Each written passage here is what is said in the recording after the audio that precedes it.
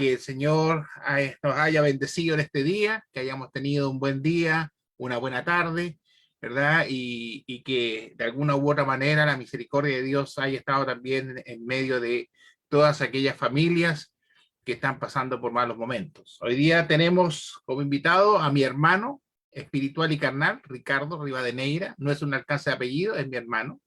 Así que gracias nuevamente, Ricardo, como le decimos a todos los hermanos, por tu tiempo y por tu apoyo en este proyecto que hemos tenido y que ya el 6 de julio vamos a cumplir un año.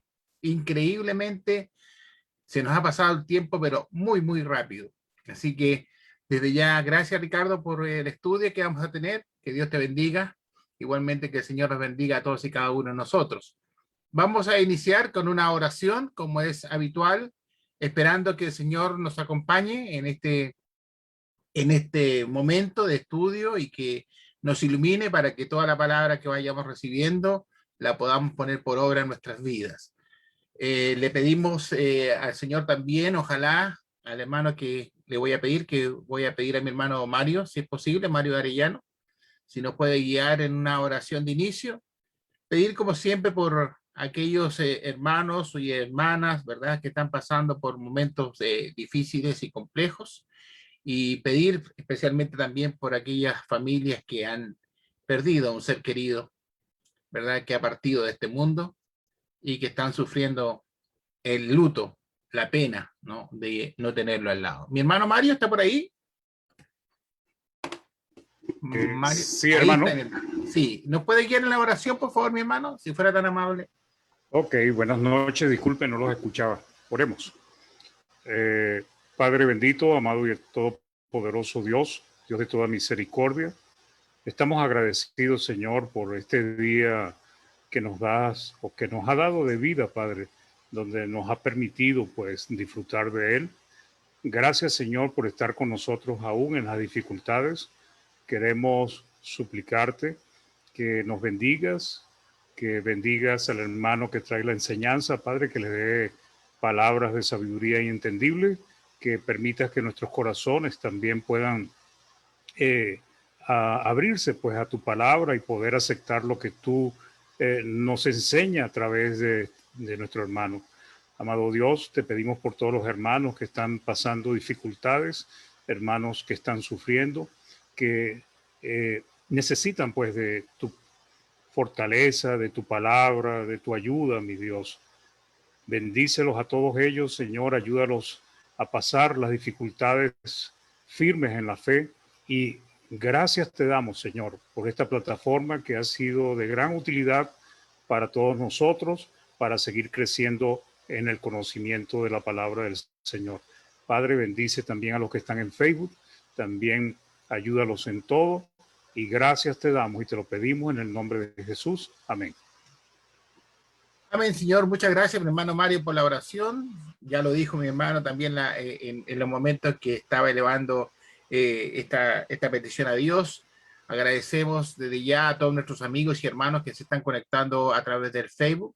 Un cordial saludo, un cariñoso abrazo a todos y cada uno de ustedes. Gracias también por acompañarnos. Hermano Ricardo, por favor, adelante. Ya tienes, hablemos, el micrófono a su disposición. Gracias, Oscar. Te agradezco la invitación y como bien señalas, tú y también nuestros hermanos, yo creo que todos nos hemos de alguna manera fortalecido y animado, y nos ha permitido también saber que no estamos solos, seguimos peleando esta buena batalla de la fe, y nos alienta de alguna manera también el poder juntarnos y poder reflexionar y estudiar. Y en esta noche ya quiero compartir con ustedes un tema que yo sé tal vez para muchos ya es conocido, pero siempre llama la atención cómo las escrituras nos muestran de forma muy clara que la maldad no tiene límites, que así como el bien tiene su forma de manifestarse y de evidenciarse, lamentablemente el mal también lo hace.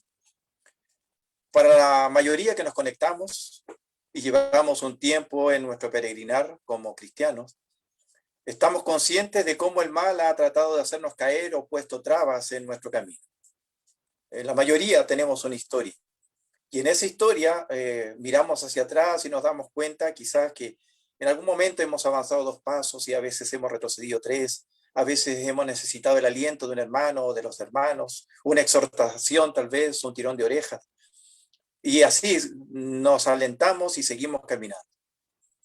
Pero, mis hermanos, así como ocurre muchas veces con las bacterias y como también está ocurriendo con este COVID, el mal también va mutando, cambiando de forma, de apariencia, con el objeto de provocar el mayor daño posible. Y ojalá en ese daño esto sea totalmente irreversible. Y lamentablemente eso ha ocurrido con muchos hermanos. Hermanos que éramos compañeros de milicia, que peleamos esta buena batalla y hoy día no están y se quedaron en el camino. Y en el análisis de cómo actúa el mal, y lamentablemente también esta personificación, no puede quedar fuera este matrimonio del mal, este matrimonio constituido por Acab y por Jezabel. Si bien, hermanos, no es desconocido para la mayoría de nosotros, siempre hay aspectos de esta pareja que amerita poder hacer un análisis y tal vez también una reflexión. Porque en la historia bíblica, el mal ha tomado distintas formas, figuras y también roles. Como la finalidad del mal es influenciar al hombre, lamentablemente desde el Génesis vemos cómo este mal tomó la forma de una serpiente, cómo luego, ¿verdad?, forma parte de una familia y tiene esta personificación de Caín siendo responsable de este homicidio, cómo a través de esta figura de Faraón, durante la peregrinación en el desierto, con reyes, luego con Jesús, dentro de su círculo más estrecho como los discípulos, ahí ya estaba. Entonces, y así suma y sigue. En otras palabras, mis hermanos, el mal logra permear cualquier límite en la medida que nosotros nos descuidemos. Y por eso, en este caso, y en el caso de este matrimonio, voy a considerar algunas situaciones que nos permitirán tomar algunas precauciones. Vamos a Primera de Reyes, en el capítulo 16. Vamos cómo comienza esta historia. Y en Primera de Reyes, en el capítulo 16, y en el versículo 29 en adelante, nos señala respecto del padre de Acab. El padre de Acab, que se llamaba Omri, y de alguna manera nosotros vamos a aprender acerca de las escrituras, el rol protagónico que tenemos nosotros como padres. Nosotros somos precisamente los que influenciamos en nuestros hijos para bien o para mal. Y en la medida que ellos van creciendo, esas figuras parentales de las cuales somos nosotros, ¿verdad?, tienen una influencia. Y lamentablemente acá en esta historia, Acab no queda al margen. Y en el versículo 29 dice que Acab, hijo de Omri, comenzó a reinar sobre Israel en el año 38 de Asa, rey de Judá, y reinó, dice Acab, hijo de Omri, sobre Israel en Samaria 22 años. Y Acab, dice, hijo de Omri, hizo lo malo a los ojos del Señor, más que todos los que fueron antes que él. Muy bien, pero acá tenemos una parte de la historia. Tenemos al hijo. ¿Pero qué pasa con el padre? Bueno, voy a ir al versículo 23 del mismo capítulo 26. Y entonces dice que en el año 31 de Asa, rey de Judá, Omri comenzó a reinar sobre Israel. Y reinó, dice, 12 años. 6 años reinó en Tirsa. Y el versículo 24 es muy interesante, hermanos, porque Omri tiene tal vez una figura también protagónica, porque es el responsable de mudar precisamente a Israel a este lugar que se llama Samaria. El versículo 24 dice que compró a Semer el monte Samaria por 2 talentos de plata y edificó, dice, sobre el monte, y a la ciudad que edificó puso por nombre Samaria, del nombre de Semer, dueño del monte. Y Omri, dice, hizo lo malo ante los ojos del Señor y obró más perversamente que todos los que fueron antes que él. Este hombre, o este rey, cambia precisamente la capital de Tirsa a Samaria, y posteriormente vamos a ver cómo Acab ya también utiliza a Samaria para introducir la idolatría. Es interesante porque el versículo 24 nos coloca entre un antes y un después de la historia del pueblo de Israel, en donde este personaje, este padre, ¿verdad? Omri, a través de esta compra de este terreno por 2 talentos de plata, le da entonces el comienzo a esta ciudad. Por eso es importante cómo padre e hijo tienen algo en común. Dice que hicieron lo malo ante los ojos del Señor, ¿verdad? Dice el versículo 25, y hombre hizo lo malo ante los ojos del Señor y obró más perversamente que todos los que fueron antes que él. El versículo 30 dice, y Acab, hijo de hombre, hizo lo malo a los ojos del Señor más que todos los que fueron antes que él. Padre e hijo, unidos precisamente por una conducta que no pasó desapercibido. Vemos entonces, ¿verdad?, cómo Acab siguió los pasos de su padre en la maldad y en la perversidad. Pero uno podría decir, bueno, ahí queda parte de la historia.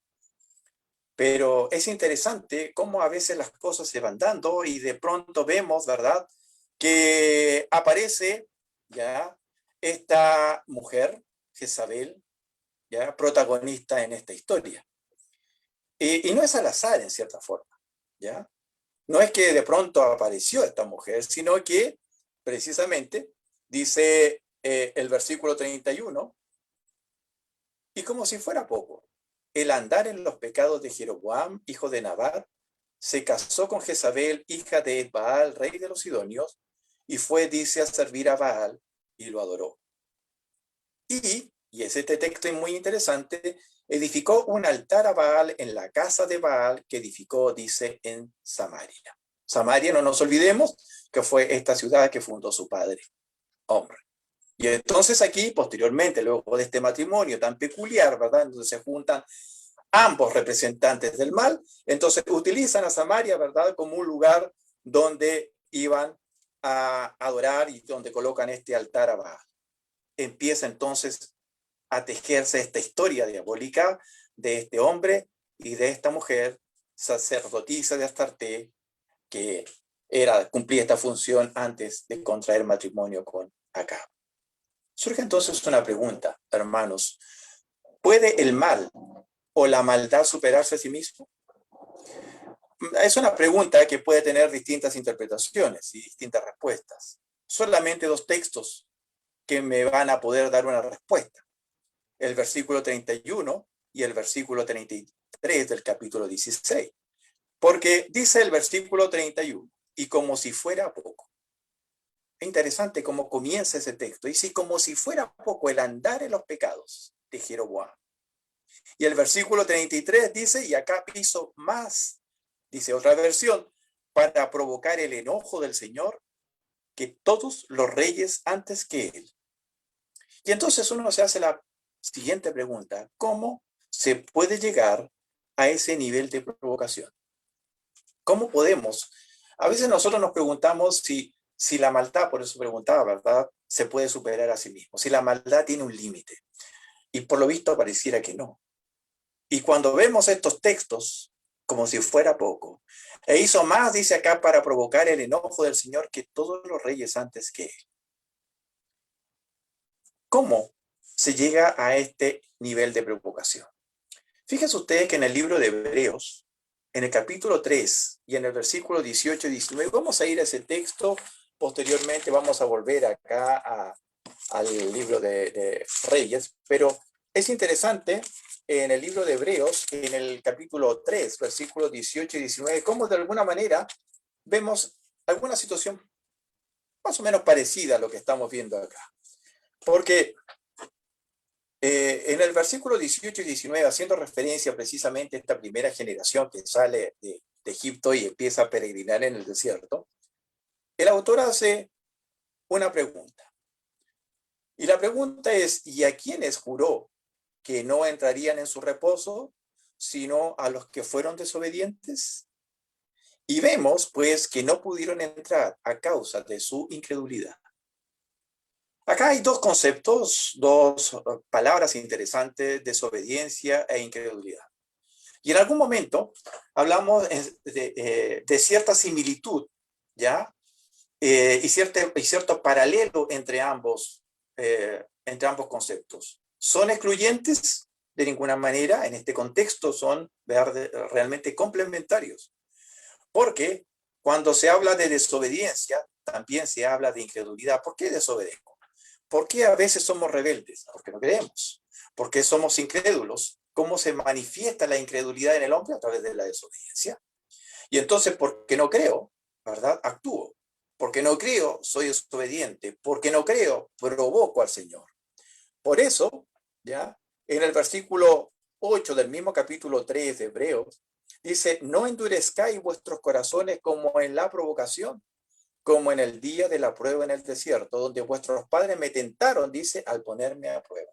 Tentaron, provocaron, ¿verdad? ¿Por qué provoca? ¿Por qué provocamos a veces? ¿Por qué tentamos al Señor? Porque no creemos. Y porque no creemos somos desobedientes, porque no tenemos miedo. Entonces, es muy interesante ya cómo de alguna manera ciertas conductas que se evidenciaban en el pueblo de Israel estaban aquí presentes en este matrimonio. Por eso es que el versículo 33 dice que Acab hizo más para provocar el enojo del Señor que todos los reyes antes que él. ¿Por qué? Porque era desobediente. ¿Por qué? Porque era incrédulo. De la misma forma que generaciones posteriores. Muy bien. Por otro lado tenemos a esta mujer. Jezabel, hermanos, personifica la manipulación, el engaño, la mentira y un carácter implacable que llevó al extremo de intimidar de tal forma al profeta Elías que en un arrebato de desesperación dijo, basta ya, Señor, toma mi vida porque yo no soy mejor que mis padres. En el capítulo 19, versículo 1 al 4, ¿ya? A mí, hermano, siempre me ha llamado la atención estos textos. En algún momento lo comenté y en este contexto me interesa de alguna manera reforzar esta imagen. Esta imagen y este poder que tiene esta mujer, ya en donde logra en cierta manera quebrar a Elías. Y lo quiebra de tal manera en donde momentos antes Elías no había tenido problema de enfrentarse a los sacerdotes de Baal. ¿Pero por qué razón? ¿Por qué razón en un momento clave de su vida, ya dice que en el capítulo 19, versículos 1 y 2, dice que Acab va, le cuenta a Jezabel lo que Elías había hecho, dice, con los profetas, cómo los había matado a todos ellos. Y entonces Jezabel, en un arrebato de ira, de impotencia, dice que envía mensajeros a Elías y le dice, y hace una promesa a esta mujer. Así dice, me hagan los dioses y aún me añada. Si mañana, dice, a estas horas, yo no he puesto tu vida como la vida de uno de ellos. Pueden, hermanos y hermanas, algunas expresiones, algunas situaciones, algunas conductas realmente quebrar nuestra fe, por lo visto sí. Y lo interesante de las escrituras, hermanos, es que no muestran ni a superhombres ni a supermujeres. Elías era un hombre igual que cada uno de nosotros, con sus virtudes, sus defectos, con sus luchas, con sus angustias. Pero lo más importante es cómo, ¿verdad?, en esta lucha contra el mal, a veces nos genera un problema y nos genera un conflicto. Y cuando esta mujer, al escuchar lo que él había hecho con los profetas de Baal, hace obviamente esta amenaza. Y el versículo 3 dice que él tuvo miedo. Él tuvo miedo. Él tuvo miedo de la forma. No me imagino la actitud y la forma de esta mujer, ¿verdad? Pero lo dijo con tal convicción y con tal fuerza estas palabras que dice que intimidó. Logró hacer esta mujer lo que no había hecho ninguno de los profetas. Y entonces dice que al escuchar esto, tuvo miedo y se levantó y se fue para salvar su vida. Y vino a Beerseba de Judá y dejó allí a su criado. Es muy interesante este texto, hermanos, porque cuando uno hace una comparación en esta lucha que tiene Nabot en el caso de la viña, y Elías, ¿verdad? Ambos enfrentándose a esta mujer, ¿ya? Los resultados son totalmente diferentes, son resultados distintos. Aquí vemos, ¿verdad?, que tuvo miedo, digamos, porque lo había amenazado de muerte. Y por eso, como una forma de salvar su vida, dice que va a Berseba y huye de ahí, del lugar. Y anduvo por el desierto un día de camino, vino, se sentó bajo un enebro, tal vez ya cansado, sintió que pareciera que uno se hace la pregunta, ¿verdad? ¿Valdrá la pena seguir peleando? ¿Valdrá la pena seguir luchando?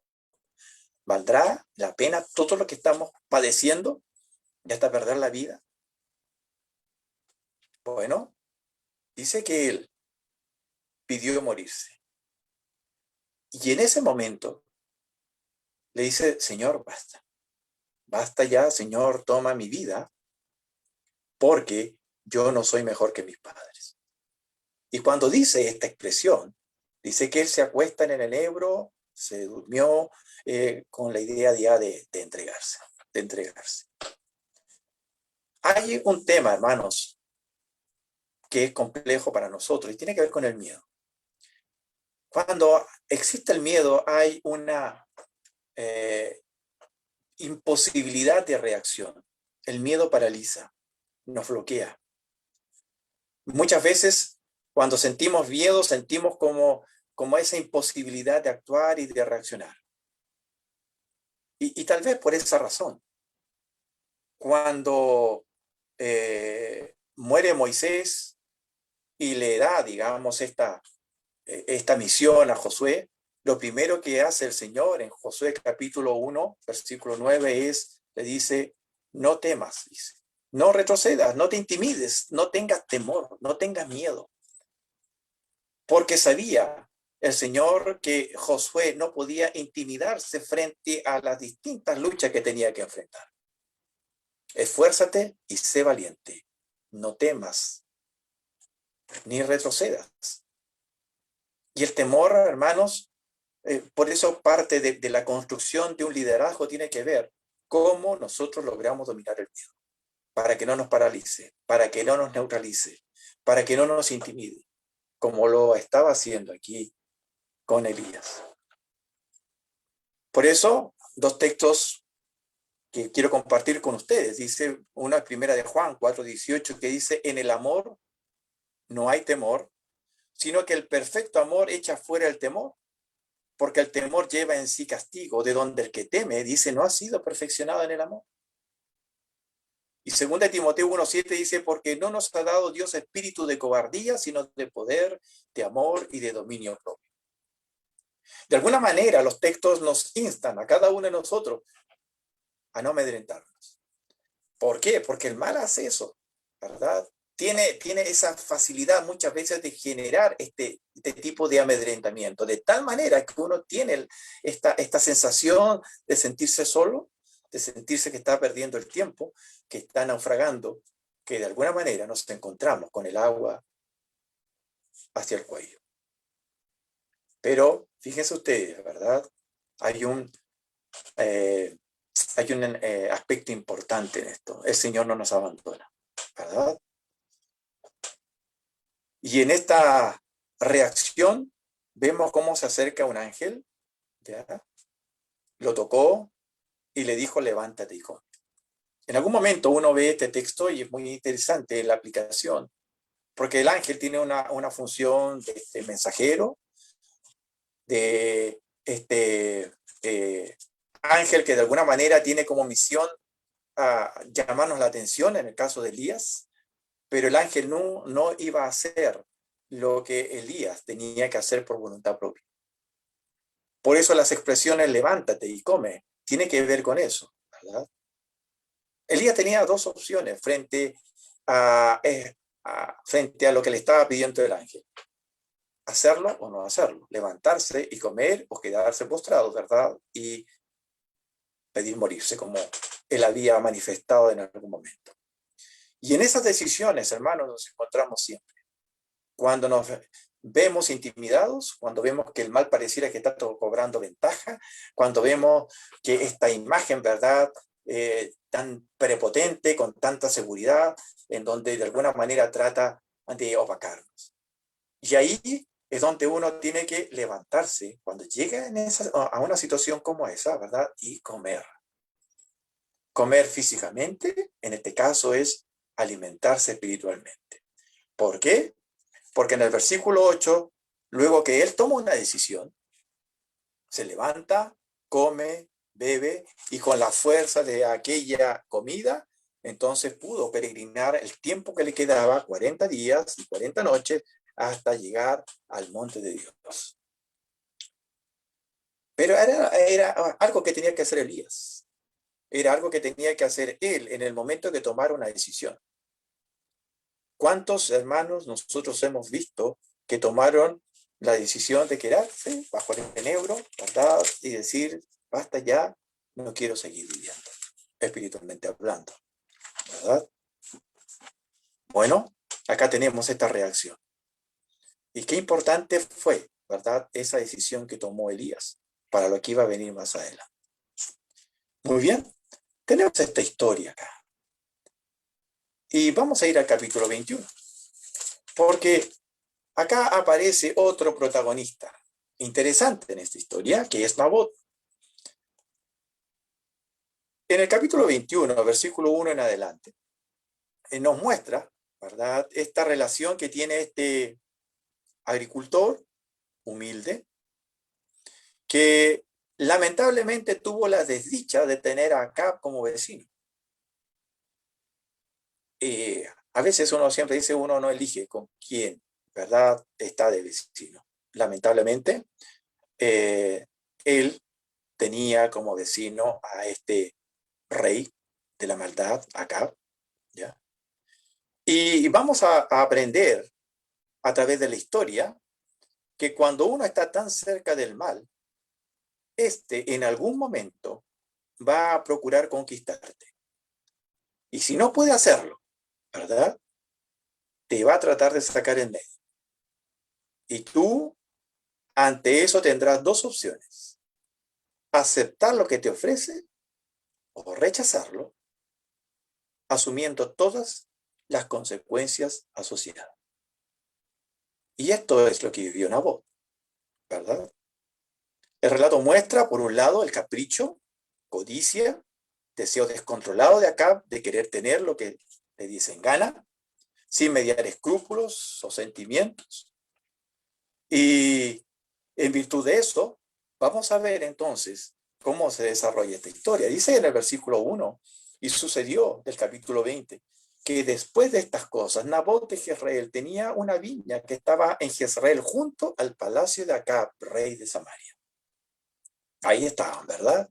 Uno podría decir vecinos, sí, no necesariamente amigos, enemigos. Y en este capricho y en este deseo desmesurado de Acab de querer tener todo, ¿verdad?, va en algún momento, habla con Nabot y le dice, dame tu viña para que me sirva de huerta para hortalizas, porque está cerca, al lado de mi casa, y yo te daré en su lugar una viña mejor. Y si prefieres, te daré su precio en dinero. Acab tenía todo el reino. ¿De qué le iba a servir, verdad, una pequeña parcela, hablemos así, de su vecino? Dice que quería plantar una huerta para hortaliza y va, entonces le ofrece ya dos opciones. Le dice, primero, yo te voy a dar en su lugar una viña mejor, y si prefieres, te daré su precio en dinero. Trueque, ¿verdad? O dinero. Un trueque o comprarle lo que él quería. Pero nosotros vemos la respuesta que tiene acá. Hay varias lecciones que vamos a aprender aquí. Y una primera lección que vemos acá es la que tiene que ver con la convicción y la seguridad. Y nosotros tenemos aquí, cuando colocamos a Elías y colocamos a Nabot, ya, dos personas con convicciones. Y es muy importante, hermanos, la convicción y la seguridad con que nosotros nos enfrentemos en el día a día, en esta lucha que tenemos contra el mal. No importa quién era el que estaba haciendo la propuesta. A Nabot no le interesaba. Se acerca el rey, ¿verdad? Y le ofrece precisamente esta, este trueque o esta venta. Pero él toma una decisión y no se la vende. Alguien podría decir, ¿y cuál fue la razón por la cual, en este caso, Nabot toma la decisión de no vender esa propiedad por capricho? No, porque la ley prohibía la venta de la herencia paterna. En Números, en el capítulo 27, y vamos a leer parte del texto, ya en Números, en el capítulo 27, vamos a ver por qué razón, ya, Nabot se niega a venderle la propiedad. Porque uno podría decir, bueno, porque no quiere, por capricho, no, no. Y por eso que yo hablo acerca de las convicciones.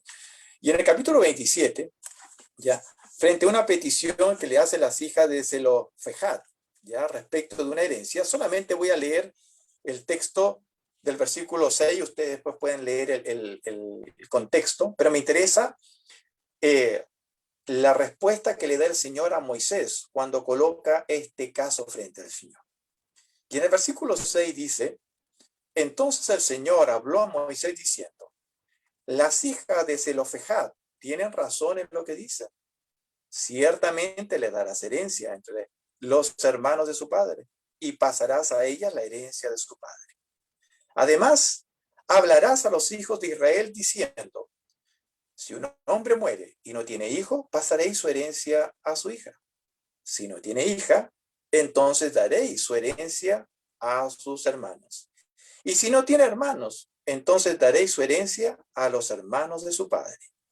Y si su padre no tiene hermanos, entonces daréis su herencia al pariente más cercano en su familia. Y él la poseerá. Y será norma de derecho, dice, para los hijos de Israel, tal como el Señor ordenó a Moisés. Entonces, cuando se acerca Acab y le hace esta propuesta, ¿es que acaso Acab no tenía claro esto? Por supuesto que lo sabía. Nabot tenía claro, muy claro lo tenía. Y es por eso que independientemente de quién sea el que le viene a ofrecer el trueque o la venta, sea rey o no sea rey, él estaba seguro de sus convicciones y de su seguridad.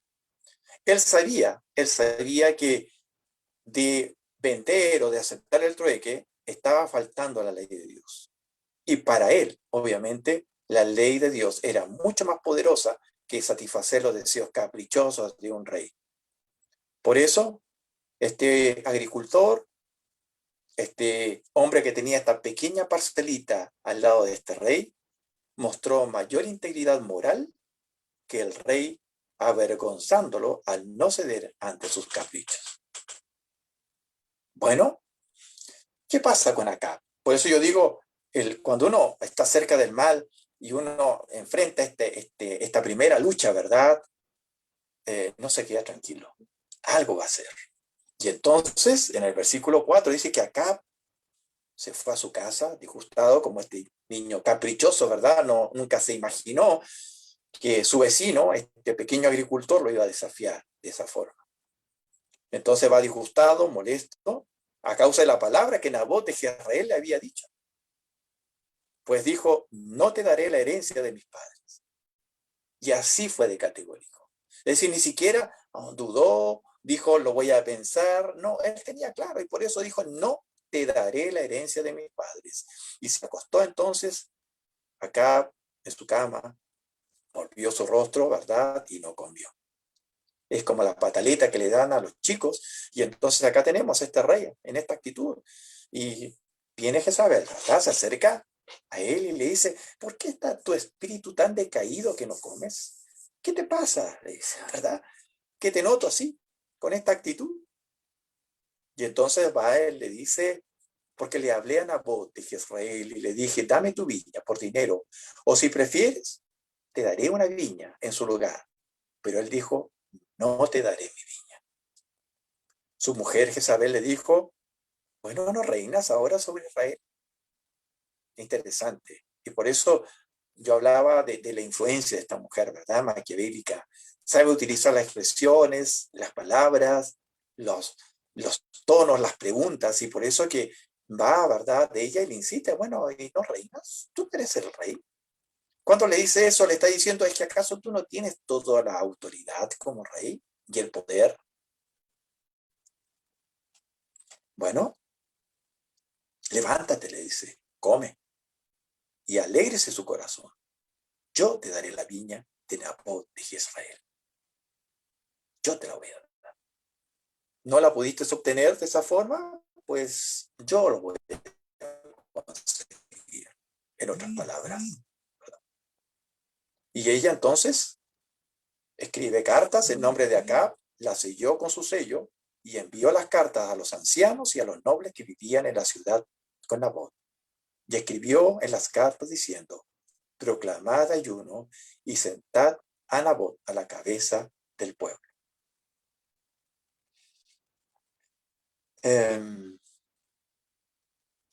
A veces, hermanos, con las excusas apropiadas, las personas religiosas se vuelven parte de un sistema corrupto. Y en este caso vemos eso. Jezabel, en su astucia, sabía que si ella hubiese dado la orden de matar a Nabot, un hombre justo, lo más probable es que los ancianos y los nobles no hubiesen aceptado. ¿Qué es lo que hace esta mujer? Pues entonces usa la excusa apropiada para actuar. Utiliza dos expresiones, ayuno, y va a utilizar un falso testimonio. Y por eso, ¿ya?, lo que hace esta mujer, dice, proclamad ayuno y sentada a Nabot a la cabeza del pueblo. Por eso ella no dijo, vayan y maten, ¿verdad? Y tráiganme la propiedad. Y entonces, versículo 10, sentada a dos hombres malvados delante de él, que testifiquen contra él diciendo, tú has blasfemado a Dios y al rey. Y entonces sacadlo y apedreadlo para que muera. A veces uno mira esta historia, hermanos, pocas veces uno considera, digamos, el costo de lo que significa vivir y morir por las convicciones. Una cosa, uno siempre dice la teoría y otra cosa es la práctica. Y Nabot es un ejemplo, ¿verdad?, de cómo no importa las consecuencias, si uno está seguro en sus convicciones, va a seguir, ¿verdad?, hasta las últimas consecuencias. Aun cuando se enfrenta, ¿verdad?, a un enemigo tan poderoso como en este caso. Y esta mujer, que no tenía ningún límite en su maldad, planifica esto. Testigos falsos, hombres malvados, por eso habla de, y deja como bien marcado, ¿verdad?, este contexto. En otras versiones dice hijos de Belial, ¿ya? Había que buscar un falso testimonio, sacarlo del medio, había que matar. Y entonces, bajo esa circunstancia, los hombres de su ciudad, los ancianos, dice, y los nobles que vivían en su ciudad, hicieron como Jezabel les había mandado, tal como estaba escrito en las cartas que ella les había enviado. Proclamaron ayuno, sentaron a Nabot a la cabeza del pueblo. Y en ese momento dice que entran estos dos hombres malvados, se sentaron delante de él, testificaron contra él, es decir, contra Nabot delante del pueblo, diciendo, Nabot ha blasfemado a Dios y al rey, y lo llevaron fuera de la ciudad, lo apedrearon y murió.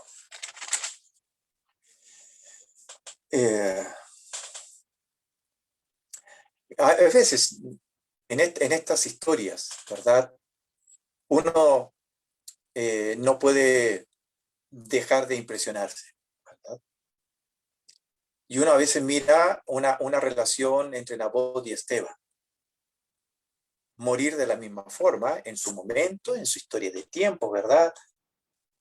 Pero morir por sus convicciones. No amedrentarse frente a la amenaza ni al miedo. ¿Cuántos quizás podrían haber desistido por conservar la vida, ¿verdad? Y haber cedido frente a la presión que estaba teniendo este matrimonio. Sin embargo, no fue el caso de Nabot. Y el versículo 14 dice que después enviaron un mensaje a Jezabel diciendo: Nabot ha sido apedreado y ha muerto. Cuando Jezabel escucha esto, va a donde Nabot y le dice que había sido apedreado y había muerto. Entonces le dice a Acab: levántate, toma posesión de la viña de Nabot de Jezreel, la cual se negó a darte por dinero, porque Nabot no está vivo, sino muerto. Problema solucionado, lo sacamos del medio, ¿verdad? Y por eso yo decía al principio, cuando uno tiene el mal tan cerca, uno enfrenta dos situaciones. O te seduce y luchas y aceptas, o luchas contra él y asumes las consecuencias, que fue el caso de Nabot. Sucedió que cuando Acab oyó que Nabot había muerto, se levantó para descender a las viñas de Nabot de Jezreel, para tomar entonces posesión de ella. Y entonces vino la palabra del Señor, Elías Tisbita. Por eso que era tan importante que Elías reaccionara en ese momento. Y se juntan acá, ¿verdad? Elías por un lado, Nabot por el otro. En esta historia, uno muere, ¿verdad? Por sus convicciones. Y Elías estuvo a punto, ¿verdad? De él dejarse morir también, por sentirse amedrentado. Y por eso que es tan importante la reacción en ese momento que tiene, porque Elías entra acá en acción, ¿verdad? Y le dice el Señor, entonces a Elías, versículo 18, levántate, descienda al encuentro de Acab, rey de Israel, que está en Samaria. Y aquí dice, él está en la viña de Nabot, a donde ha descendido a tomar posesión de ella. Y le hablarás diciendo: así dice el Señor, ¿has asesinado y además has tomado posesión de la viña? ¿Alguien podría decir que cómo Dios permitió estas cosas, verdad? Pero tenemos la libertad, el libre albedrío, el Señor nos da las herramientas para luchar y enfrentamos las consecuencias de nuestras convicciones. Para Dios no había pasado desapercibido la muerte de Nabot. Y si bien es cierto, ante los ojos del pueblo no había ocurrido ninguna injusticia, ante los ojos del Señor sí. Y por eso que la muerte de los justos no pasa desapercibido delante del Señor, y utiliza aquí a Elías. Y utiliza una expresión y una pregunta: ¿has asesinado y además has tomado posesión de la viña? Claro, fue partícipe de este complot para poder sacar del medio a Nabot. El Señor se había dado cuenta de todo. Él sabía los responsables, los hechos, los acontecimientos y lo que había ocasionado la muerte de Nabot. También dice, le hablarás diciendo: así dice el Señor, en el lugar donde los perros lamieron la sangre de Nabot, los perros lamerán tu sangre, tu misma sangre. La historia, ¿verdad?, nos muestra, por un lado, que el Señor siempre está atento. Él ve cada una de nuestros actos, de nuestros hechos, de cómo enfrentamos, ¿verdad?, las distintas adversidades en nuestras vidas. Y aquí se juntan estos dos personajes importantes, Elías y Nabot, en donde nos muestran, ¿verdad?, las consecuencias de esta lucha. Por eso yo al principio decía, ¿la maldad puede superarse a sí mismo? Sí. La maldad tiene esta facilidad de irse mutando, de cambiar, tiene esta plasticidad, se adecua, ¿verdad?, a las luchas que cada uno de nosotros tiene. Por eso la lucha de uno no es la lucha del otro. Los problemas de uno no son los problemas del otro. Y de alguna manera, ¿verdad?, esto nos muestra que esta figura, Jezabel y Acab, es una imagen, es una representación de cómo, ¿verdad?, no trepida en no colocar límites cuando quiere lograr su propósito. Uno podría decir, claro, es maquiavélicamente hablando, ¿verdad? El fin siempre va a justificar los medios para obtener un propósito. Como conclusión, hermanos,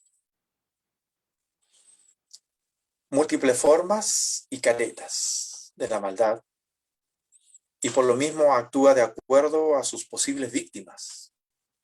En el caso de Elías, fue a través de la amenaza e intimidación, pero la maldad sabía que eso no iba a surtir efecto en Nabot, ¿verdad? Por eso que amenaza e intimida a Elías, de hacerle sentir a Elías que su trabajo estaba perdido, que estaba solo, que su esfuerzo era inútil, y logra en cierta manera someter. Y en el caso de Nabot, seducirlo a que violara la ley de Dios de forma sutil, casi ingenua, ¿verdad?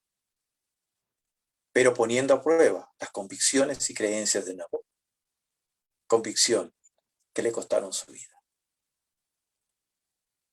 Esta forma es, hermanos, muchas veces muy similar a la que hemos enfrentado nosotros, que estamos enfrentando, o que en algún momento vamos también a enfrentar.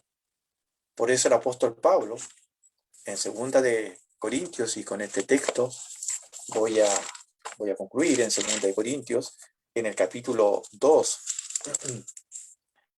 y en el versículo 11, dice: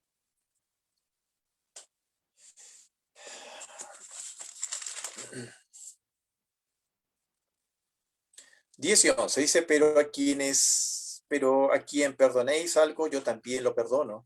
Porque en verdad lo que he perdonado, si algo he perdonado, lo hice por vosotros en presencia de Cristo. Dice, para que Satanás no tome ventaja sobre vosotros o nosotros, pues no ignoramos sus ardides o sus maquinaciones". No las ignoramos, por eso es que no tiene que tomar ventaja sobre nosotros. Cuando toma ventaja es porque nos hemos descuidado, es porque hemos mirado en menos, es porque quizás a veces, ¿verdad? No sopesamos la fuerza de nuestro enemigo. Hermanos, espero que esta historia, lamentable por un momento, por un lado, ¿verdad?, de Nabot, pero de mucho ánimo para nosotros, darnos cuenta de que no lograron su objetivo, ni con Elías, ni con Nabot. Y esos son ejemplos dignos de poder destacar. Les agradezco, hermanos, por su atención. Espero que esto nos ayude, nos anime y nos aliente a seguir nuestro peregrinar en este mundo. Gracias, hermanos, y por su invitación. Gracias, hermano Ricardo, por el estudio y por esta reflexión. La verdad es que, tal y cual como tú lo planteaste, hoy día estamos tan expuestos como en los tiempos de Nabot, ¿verdad? Satanás siempre va a buscar la forma de amedrentar al cristiano, y hoy día más que nunca, ¿verdad? A través de las leyes, muchas veces es posible que nos intimide para dar siempre un paso atrás y dejar quizás nuestra verdadera fe de lado, precisamente por los temores que el mundo nos provoca o de alguna u otra manera nos intimida, ¿no?, a cada uno de nosotros. Así que el consejo de Dios es importante, y por supuesto hay algo interesante que dijiste, es el Señor siempre está atento, ¿verdad?, de los hombres y mujeres justas delante de Él. No estamos solos, Él está siempre mirándonos. Muchas gracias por el estudio, hermano, muchas gracias por la reflexión. Vamos a ir en una oración para luego tener unos minutos, si hay alguna pregunta, alguna participación en torno al tema. Voy a pedir a mi hermano Cirilo, por favor, si fuera tan amable, mi hermano, y nos pudiese guiar en una oración, hablemos de cierre, para luego pasar a la otra parte que es de participación. Hermano Cirilo, si fuera, nos puede dirigir, por favor. Con reverencia delante de nuestro Dios, inclinamos el rostro para orar. Amado Padre Celestial, en esta hermosa tarde nos prestamos delante de ti para darte la honra y la gloria, para agradecer tu bondad y tu misericordia, pues nos has llenado de tu cuidado y tu protección durante el día. Nos diste bendiciones en cada una de las actividades que estuvimos realizando. Gracias, Señor, porque nos das este momento de reunión con nuestros hermanos, Señor, a través de esta plataforma, a través de este medio electrónico. Damos gracias, Señor, por el mensaje que hemos escuchado. Gracias por el trabajo que realiza nuestro hermano. Gracias por la preparación que él tuvo, Señor, para traer estos pasajes y la reflexión, sobre todo las aplicaciones en nuestra vida. Te rogamos, Señor, que le bendigas y le prosperes en todo lo que hace. Ayúdale, por favor, en su casa, en sus actividades y sobre todo en tu camino. Bendice a nuestros hermanos que están organizando esta reunión, Señor, y te rogamos que les ayudes en todo. Bendice, por favor, a cada uno de los presentes. Queremos rogarte también por aquellos que tenían la intención de conectarse, pero tuvieron algún impedimento. Señor, sabemos que nuestros hermanos vuelven a conectarse constantemente, pero rogamos que permita las facilidades para que cada uno tenga acceso a la tecnología, al internet, a los dispositivos, Señor, y esta reunión no se quede vacía. Bendice, por favor, a cada uno de los que no pudieron conectarse y así tuvieron la intención de hacerlo. Ahora, Señor, queremos rogarte porque hay necesidades en tu pueblo, que mejor que nadie conoces las necesidades de cada uno de tus hijos. Algunos están padeciendo en su cuerpo, alguna enfermedad, Señor, suplicamos que su salud les sea devuelta de acuerdo a tu misericordia. Pero en este momento también queremos rogarte por aquellos hermanos nuestros que están padeciendo en el espíritu, quizá tienen alguna tentación, alguna prueba, quizás su fe sea debilitado. Queremos rogarte que tú bendigas y fortalezcas a cada uno con tu palabra, Señor, que su espíritu reciba este alimento y que ellos también puedan continuar adelante en tu camino. Nuestros hermanos que predican tu palabra por todas partes, especialmente los que tienen años en esta actividad y ahora puedan estar también padeciendo enfermedades, queremos suplicarte para que tengan fuerza y continúen adelante con ese trabajo. Siempre prediquen tu palabra con verdad, que siempre tengan las cosas necesarias. Ahora, Señor, queremos poner en tus manos a todos los que han padecido pérdidas en sus hogares, en sus familias, por la partida de un ser querido. En algunos casos ha sido por causa de esta enfermedad, de este virus, la pandemia que nos está rodeando, o por alguna otra razón. Suplicamos, Señor, que tú fortalezcas y consueles a cada una de las familias. Volvemos a rogarte por las autoridades de esta tierra, Señor. Ponemos en tus manos las actividades que ellos realizan para que haya paz social, sobre todo que no nos impidan alabarte. Rogamos también que las autoridades de salud puedan tener control de esta pandemia. Una vez más, queremos rogar el perdón de nuestros pecados, en el nombre de tu amado Hijo, nuestro Señor Jesucristo. Amén. Amén, Señor. Muchas gracias, mi hermano Cirilo, por la oración. Muchas gracias también a todos ustedes, mis hermanos. Hermano Néstor, usted que tiene ahí a cargo el Facebook, ¿cómo nos fue por ahí? ¿Cómo están los hermanos ahí conectados? Tienes que abrir tu micrófono. Perdí todo lo hablado. Pero no era abierto el micrófono. Bueno, tenemos 8 visitas ahí, hermanos. Está Alicia Zamora, José Castillo, Sabrina Murias, Janet Araya, Gabina Ortiz Castillo, Sandra Mite Quinto. Están ahí y dice Sandra Mite Quinto, buenas noches, mis estimados hermanitos, saludos desde Ecuador. Que Dios los bendiga a cada uno de ustedes en nuestro Señor, dice ella. Y José Castillo dice, gracias hermanos, Dios los bendiga. Eso tenemos, le mandamos un saludo a los hermanos que están allí a través de Facebook y un agradecimiento por acompañarnos cada día porque nos estimulan a seguir haciendo esta obra. Eso por hoy día, hermano Oscar. Gracias, hermano Néstor. Antes de pasar a las preguntas, quiero igualmente recordar el día de mañana, no se olviden, hermanos, hermanas, que tenemos una jornada de oración. Es una jornada que se ha mantenido ya casi por un mes y creemos sinceramente que la oración es más que importante y necesaria en estos momentos difíciles.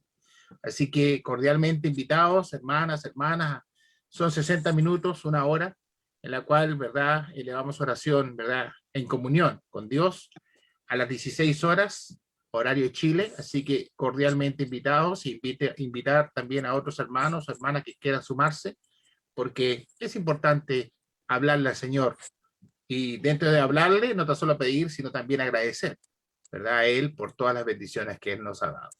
Bien, mis hermanos, no sé si hay alguna pregunta o alguna aporte, opinión en torno al estudio, pues cordialmente estamos dispuestos a escuchar. Usted sabe que eso es parte un poco de la metodología que tenemos en esta plataforma. Así que estamos dispuestos. Hermano Néstor, por favor.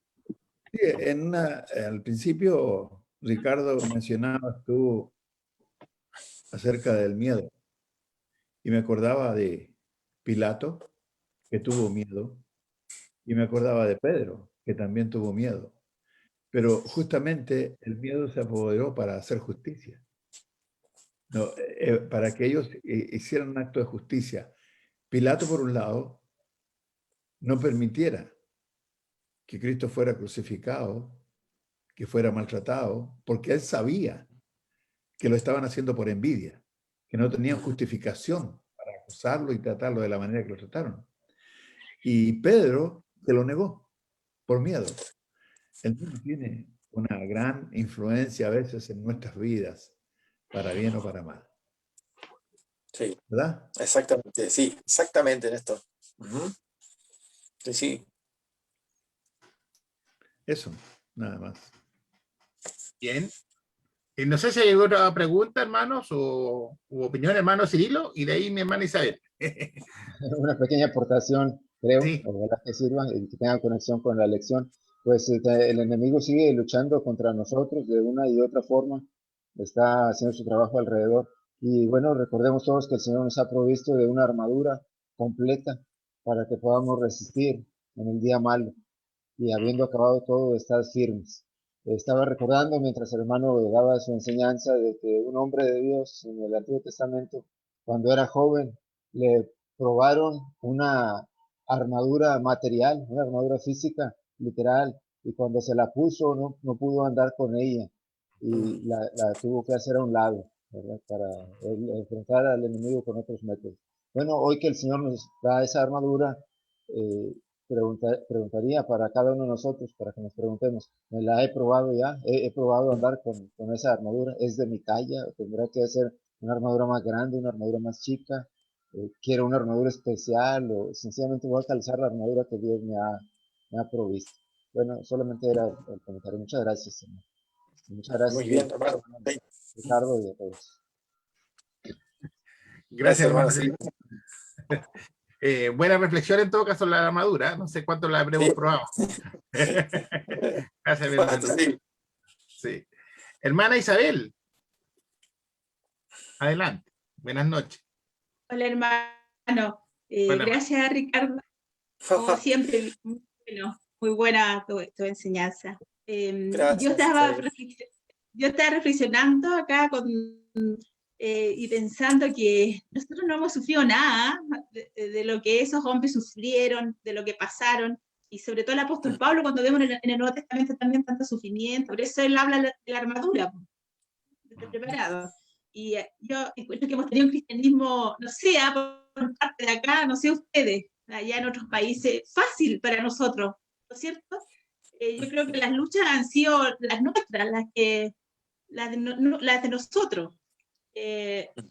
Pero yo creo que ahora, no sé, con todas estas leyes, todos estos cambios tan agresivos que es en contra de Dios, las leyes que se están dando aquí en Chile también, a lo mejor ahí vamos a probar si somos valientes o no cuando tengamos que defender la palabra del Señor, si vamos a tener esa valentía, esa fuerza, porque hasta ahora yo creo que hemos estado bien cómodos acá en Chile, no sé ustedes hermanos qué piensan de eso, pero yo encuentro que ha sido un cristianismo cómodo, pero ahora yo creo que se viene difícil, creo, no sé. Así que por eso que es importante estas reflexiones.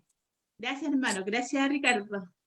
Ya, Isabel. Pero ¿sabes qué? Hay algo interesante. De hecho, en algún momento nosotros hacíamos referencia también a lo mismo que tú dices, que ha sido un cristianismo, entre comillas, cómodo. Y creo que la maldad ha logrado trabajar la comodidad para lograr neutralizarnos.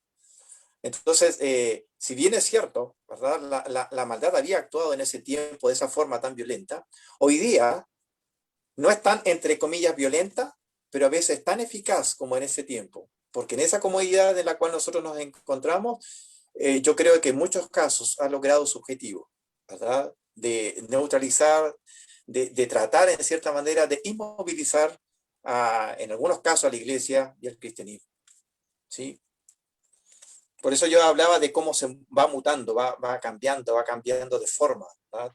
Y en ese sentido, lamentablemente, no puedo negar que en algunos casos sí ha tenido éxito, hablemos así, en su objetivo. Hermano Néstor, sí.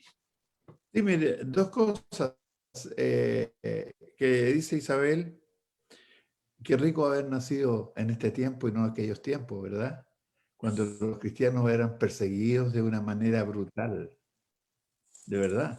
En los tiempos de del cristianismo en el primer siglo hubo persecuciones horrorosas, donde los cristianos eran despojados de sus bienes materiales, sus propiedades eran confiscadas, sus mujeres eran violadas, los hombres eran tirados al foso de los leones, había tanta maldad, tanta crueldad. Y lo otro, sí, la maldad sigue siendo violenta, siempre. Nunca deja de ser violenta, porque viola la ley de Dios, la maldad. Y claro que se ha disfrazado, sí, ¿verdad? Ha cambiado su cara, ha puesto una cara un poquito más amable, más dulce, pero que no deja de ser violenta. No deja de alejarnos del camino de Dios. Y a veces los hombres nos confundimos, muchas veces, y vemos la cara bonita, pero no vemos el corazón oscuro, negro, malvado, terrorífico que tiene la maldad. Eso. Exactamente. Así es, así es. Hay que estar preparado. Bueno, la palabra dice, ¿no es cierto?, que Satanás anda como león rugiente, buscando siempre a quien devorar. Y esos que quiere devorar son los cristianos, ¿verdad? Porque somos los que hemos supuestamente arrancado de sus fauces. No va a devorar a la gente que está en el mundo, porque la gente que está en el mundo lo tiene a su lado, ¿verdad? Entonces, lo que nos dice la palabra es que hay que estar preparados. Así que, bueno, ahí estamos, en la lucha, ¿no? Y por eso que queremos orar y por eso que queremos de alguna otra manera pedir al Señor que nos acompañe. Hermana Maggi, por favor, adelante. Buenas noches. Sí, hermano Néstor, hermana Isabel, me robaron las palabras. Estamos aquí robando todos los días palabras y cosas que uno quiere decir. Pero darle las gracias a Ricardo, tanto tiempo que no lo escuchaba predicar y, bueno, años que no nos vemos. Sí. Y porque todos los días hay una enseñanza nueva y nosotros siempre hay alguien que nos quiere como desviar del mundo, ¿cierto? Y provocarnos para que nosotros nos airemos y nos alejemos del Señor, pero por eso tenemos que estar firme orando y perseverando para que no nos pase eso. Por eso darle las gracias, Ricardo, por haberte escuchado y gracias al Señor por tener esta plataforma para todos los días aprender algo. Me da mucho gusto de verte y de escucharte también, Maggi. Me da mucho gusto. Un abrazo, hermano. Igualmente, hermanita. Bien, mis hermanos, muchas gracias por la participación. Ya estamos en el tiempo, no queremos abusar de su espacio. No sé quién. Hermano Waldo. Bueno, buenas noches. Antes que lo corte. No puede cortar, no tengo ningún problema. No hay problema. Solamente quería compartir algo que yo leí en el WhatsApp, en un artículo ahí, donde dice que en los tiempos de la Segunda Guerra Mundial, Hitler iba a invadir Inglaterra. Y se ve que el ministro de guerra de Inglaterra tuvo tanto miedo de que fuera a llegar la invasión, que hizo hacer una cadena de oración. Y dice que no se sabe cuál es la razón que el ejército de Hitler no llegó a invadir Inglaterra. Y dice que después la reina de Inglaterra dijo que ella tenía más miedo a un ejército de hombres orando que a un ejército militar. Exactamente. Sí. Yo lo he compartido con algunos por ahí, pero después se lo voy a mandar a otros. Eso es más o menos lo que les puedo decir para no ser tan larga la cosa, porque si no después el sermón de Ricardo no va a tener ninguna implicancia en nadie. Gracias por tu lección, Ricardo, muy buena. Que el Señor bendiga a cada uno de ustedes esta noche. Gracias, hermanitos. Gracias, mi hermano. No le puso nota. Ya vamos a poner un